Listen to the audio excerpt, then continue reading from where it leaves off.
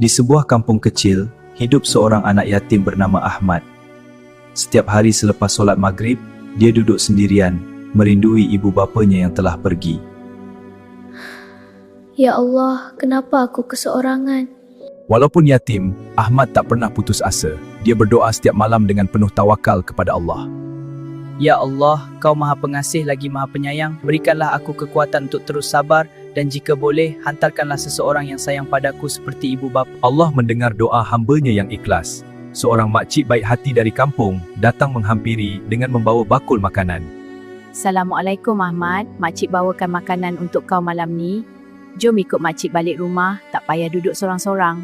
Begitulah rahmat Allah bagi yang sabar dan berdoa ikhlas. Allah sentiasa dekat dengan hamba-Nya. Terima kasih ya Allah.